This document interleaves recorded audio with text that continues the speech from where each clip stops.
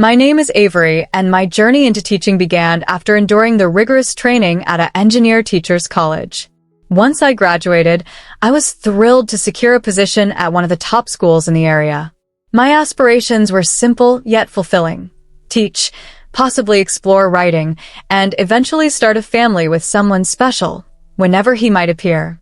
Surprisingly, that special someone entered my life sooner than anticipated, thanks to my college friend, Eden. Over coffee on a blustery Saturday, Eden insisted, "Avery, you have to meet Liam. He's serious about finding a genuine connection, and I think you two would hit it off." That evening, Liam and I met at a cozy local bar. His towering presence and boisterous laugh were unmistakable in the crowd. My nervousness had me fussing with my hair constantly, but his warm smile quickly dissolved my anxiety. "You must be Avery," he greeted with a grin. "Eden has told me so much about you." No pressure, right? We laughed, and the ice was broken.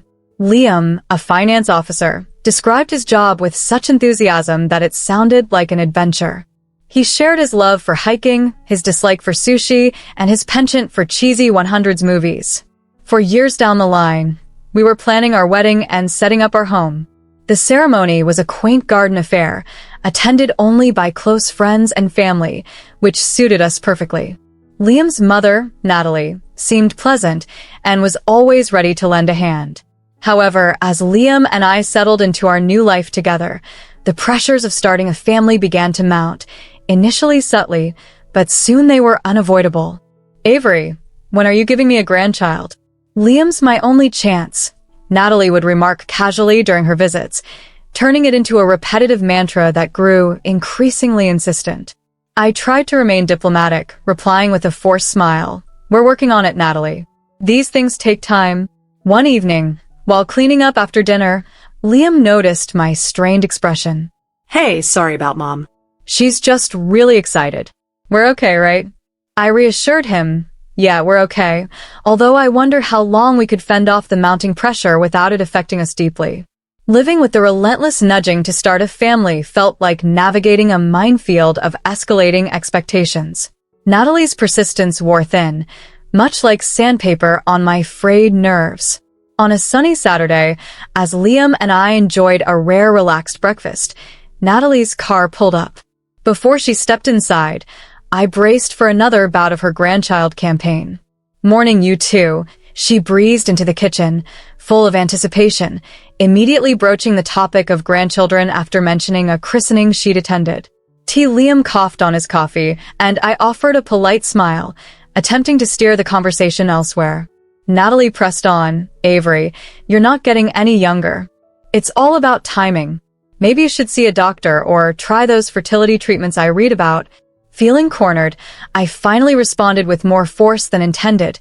"Natalie, we are perfectly capable of managing our own affairs.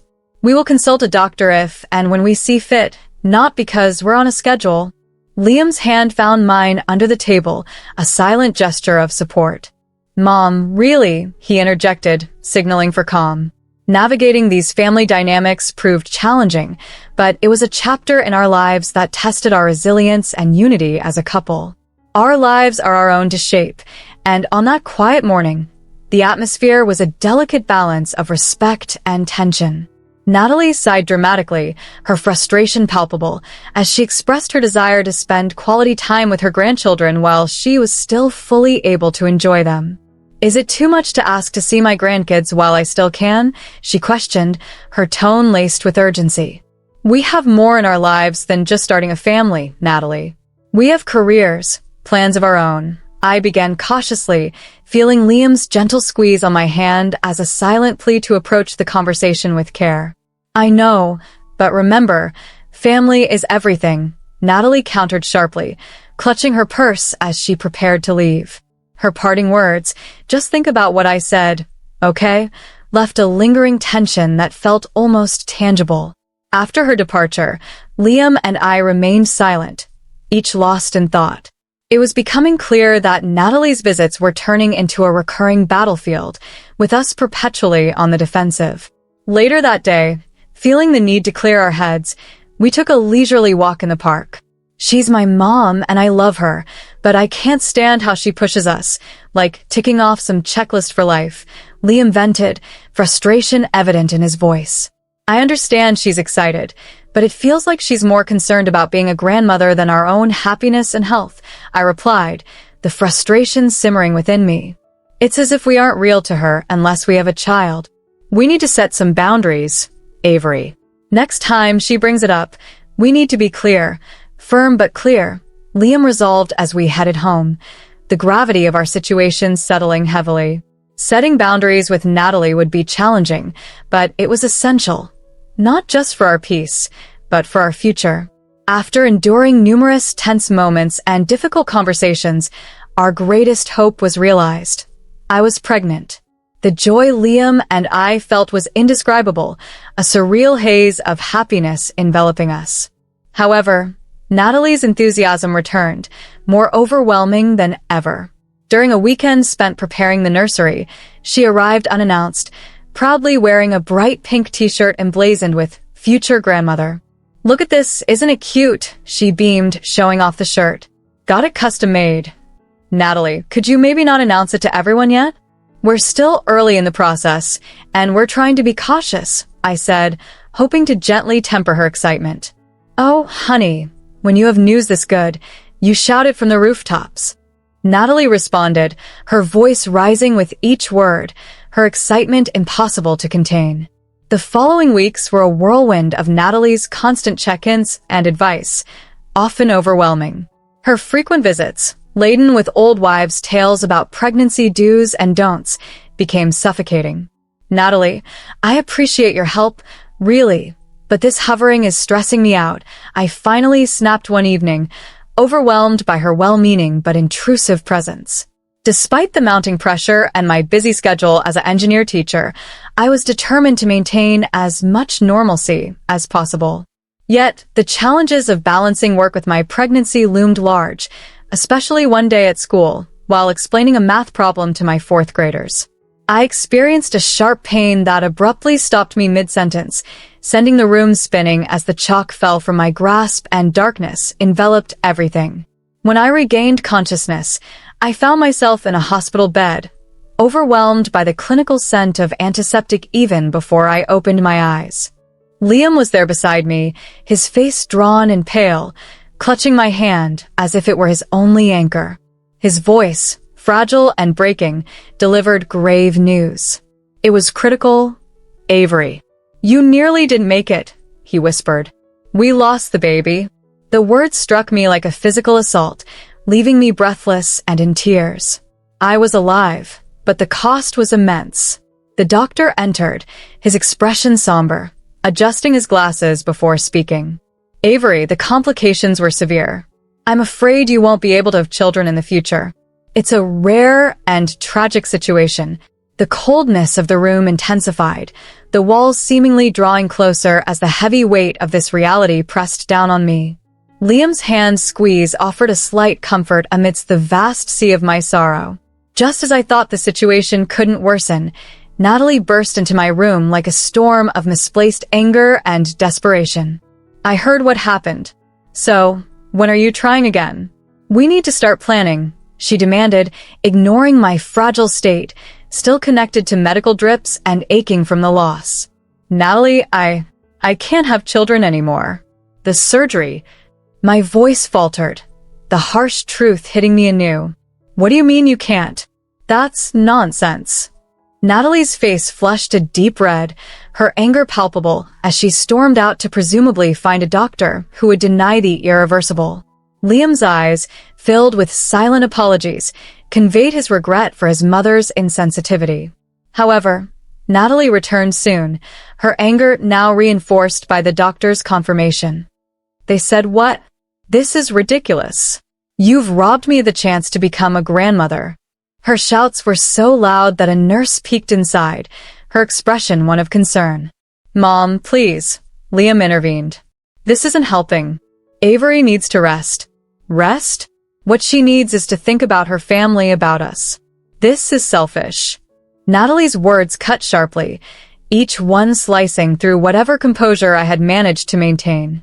"I'm not choosing this, Natalie. Why can't you understand? I almost died, I exclaimed, my voice a blend of pain and frustration. Natalie's gaze narrowed. If you were more careful, this wouldn't have happened. You've always been too focused on your career. Maybe that's why. She began, but Liam cut her off. Enough, he roared. Mom, leave now. We'll talk when you're ready to be reasonable. But she wasn't finished. Turning to me, her words venomous, she hissed, You're not worthy of my son. You can't give him what he needs. You're not a real woman. Her cruel words seared into my memory as a tear rolled down my cheek, its saltiness mingling with the bitterness of her judgment. Liam practically dragged her out, her protests still echoing down the hallway. Recovery would be slow, both physically and emotionally, in the shadow of such a profound loss and harsh words. When I finally made it back home, the feeling of emptiness was all-consuming. I tried returning to my teaching job, hoping the familiar routines and the children's laughter would offer some comfort. However, their joyful noises only reminded me of my deep loss. During this period, I started seeing a psychologist, and her advice was gentle yet profound. You need to mourn, Maya, not just for your lost child, but for the chapter of your life that has ended, Dr. Quinn explained during one of our sessions. Her intentions were healing, but her words also emphasized the permanence of my loss. One particularly tough week prompted a significant decision. Over a subdued dinner, I admitted to Liam, I can't keep teaching right now. When I look at the children, I'm reminded of what I've lost. I pondered a quieter environment and decided to take a job at the local library. The tranquil corridors lined with books and the soft murmur of patrons provided a sanctuary for my healing heart, away from the scrutiny and expectations of others. Even as I adjusted to the serene library life, my mother-in-law Natalie's presence loomed heavily. Her constant talk of grandchildren became more intrusive and accusatory as time went on. On my birthday, a day I had hoped would be filled with lightness, Natalie confronted me in the kitchen as I was about to cut the cake. Her whisper was venomous. When are you going to fix this, Maya? You need to give Liam children. I stood frozen, the knife quivering in my grip. With resolve, I responded, Liam and I are considering adoption. It's a wonderful way to create a family. Her response was sharp and filled with disdain. Adoption? Over my dead body. Natalie exclaimed, her face twisting in disgust. I won't have you bring some unknown child into our family. Who knows what terrible traits they might carry? No grandchild of mine will come from someone else. Her outburst reverberated through the kitchen, silencing the nearby living room. The oppressive gaze of the gathered family felt like a stifling blanket. That was the final straw. That's enough, Natalie, I said firmly, letting the knife clatter to the countertop as I faced her directly. You don't get to decide how Liam and I build our family. This is our life, our choice. Natalie's eyes narrowed, and she stormed out, slamming the door behind her so hard the windows shook. The room fell silent, the joy of the day drained by her exit. The seeds of discord Natalie had planted quickly sprouted. Initially, there were subtle nudges and looks, suggesting I had been careless during my pregnancy. These whispers soon turned into vicious gossip, claiming I had been drinking and acting irresponsibly, which they said led to my miscarriage. Fury built within me like a brewing storm, especially after hearing a particularly cruel version of the rumor from someone I had thought was a friend. I had a serious conversation with Natalie over the phone. Natalie, this needs to end now. Spreading false stories about me is hurtful and legally slanderous, and I will not stand for it. If I hear even one more rumor, I'm going straight to the police to press charges. My tone was firm and decisive. There was a brief silence on the other end, a tense pause that seemed like the calm before a storm. Eventually, she responded, her voice lacking its usual intensity. You wouldn't dare. Try me, Natalie. I'm not playing nice anymore. Following our call, the rumors ceased as abruptly as they had begun, but the damage lingered. Family gatherings were now punctuated with an awkward formality, the once warm smiles unable to melt the frosty atmosphere. Life superficially seemed to return to normal, but everything had subtly shifted due to someone's twisted idea of a joke. One morning, I found an electronic postcard in my inbox showing a happy family scene that felt like a jab to my heart. The message below in harsh, mocking letters read, "You will never be a mother." I was shaken to the core. As if that wasn't cruel enough, physical manifestations of this malice soon began to appear. One afternoon, I discovered a box on our porch containing dolls smeared grotesquely with ketchup and a note twisting the knife further. "This is your fault. You are to blame for losing your child." Each new message, each package, was a strike against my already fragile emotional state. I often found myself in tears, overwhelmed by the cruelty. "Look at this, Liam," I said one evening, handing him another disturbing package, my hands trembling and my voice a whisper. "It's too much. I can't handle it anymore." Liam acted quickly, suggesting we consult our neighbor, Mr. Samuel, who had security cameras that might have captured something. The next day, Mr. Samuel kindly helped us review the footage. There it was, unmistakable and clear. Natalie was the one leaving these horrific packages at our door. The relief of knowing mixed with a renewed sense of betrayal. "I can't believe Mom would go this far," Liam said, his face etched with disgust. Armed with the evidence, we confronted Natalie at her house. The video was paused on the screen, showing her caught in the act. "Look at this, Mom. How could you?" Liam's voice was cold, his usual warmth gone as he pushed the laptop towards her. The betrayal resonated in his tone. Natalie glanced at the screen, her expression stone cold, then shrugged without remorse. "She's spoiled goods, Liam. An inferior woman who can't carry on the family line. I did what I thought was necessary for you, for the family." Liam stepped in front of me, his stance protective. "If you can't accept Avery, then you can't be part of our lives. This is your last chance, Mom. Apologize or we're done." Natalie's face set hard, her eyes unyielding. "I'm only doing this for you, Liam. She's taking you away from what you deserve."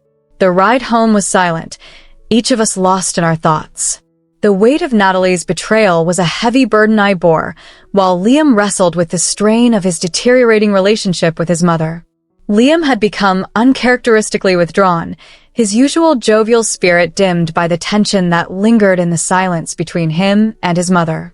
It was evident he still longed for her presence, despite the rift. So, when Natalie extended a Christmas invitation, I accepted it for Liam's sake, harboring a sliver of hope for some form of reconciliation. We arrived at a house alive with the hustle of family and friends, the air rich with the mingling aromas of pine and mulled wine. Natalie welcomed us with a strained smile, her eyes flicking around nervously. I clung to Liam's arm as we navigated through the crowd of guests. The evening initially unfolded with ease, filled with laughter and conversation. However, the atmosphere shifted dramatically when Liam's ex-fiancée, Sadie, made an unexpected appearance. Natalie introduced her with an unsettling announcement. "As you all know, Avery is unable to have children, so I think it's time Liam reconsidered his options.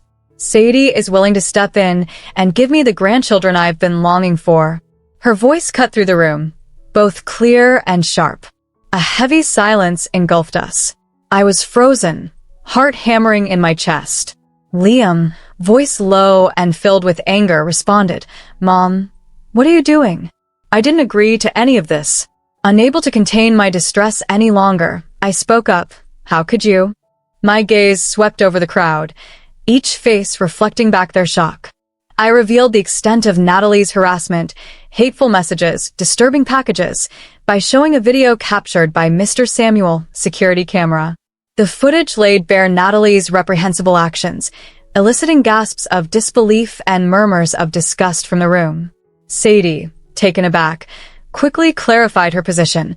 "I had no idea about any of this. Natalie simply invited me to catch up. I'm actually engaged to someone else, and not looking to disrupt that." She turned to me, her expression one of genuine regret. "Avery, I'm so sorry. I was never part of this scheme. I never wanted children, which is why Liam and I parted ways." The room transformed into a hub of whispered conversations and stunned expressions as friends and relatives began to leave, their faces a mixture of embarrassment and outrage. It was clear where their sympathies lay. Natalie, now pale and flustered, attempted to defend her actions, but it was too late. Liam's voice, cold and resolute, cut through. By trying to ensure I had a proper family, you destroyed the one you already had. I don't consider you my mother anymore. We're done, Natalie. Months after that tumultuous Christmas, Liam and I found peace as we engaged in the adoption process, our hearts and minds eagerly anticipating the new addition to our family. It was a period filled with hope and healing. Yet, despite the calm, Natalie attempted to reinsert herself into our lives one brisk morning with a knock at the door. Opening it, I found Natalie standing there, a last-ditch effort to bridge the gap she had created. In her eyes, tinged with regret, Avery confessed her mistakes to me, her voice quivering. "I've been reflecting deeply, and I realize the errors I've made," she said, her vulnerability apparent. She stood at the threshold, the door slightly open, a symbol that she was not to enter. "I've been selfish, blinded by my desires, and I've hurt you and Liam deeply. I'm sincerely sorry. Could we possibly start anew?" I replied cautiously, "Natalie, after all that's happened, it's not that straightforward. Liam and I are focused on adopting a child now." My tone was resolute, mirroring my determination. The mention of adoption visibly shook her, her face twisting as old biases surfaced. "You can't seriously think about adopting a child from outside the family. It's just not right." "That's exactly what we're doing, Natalie. And it's not up to you," I responded firmly, my patience waning. "This is absurd, Avery. You're making a huge mistake. A real family—" She argued. "No, Natalie, we're through here." I didn't wait for her reply. I closed the door sharply, the click of the latch marking the end of our relationship. Inside, Liam waited, having overheard the conversation. "Everything okay?" he asked, descending the stairs.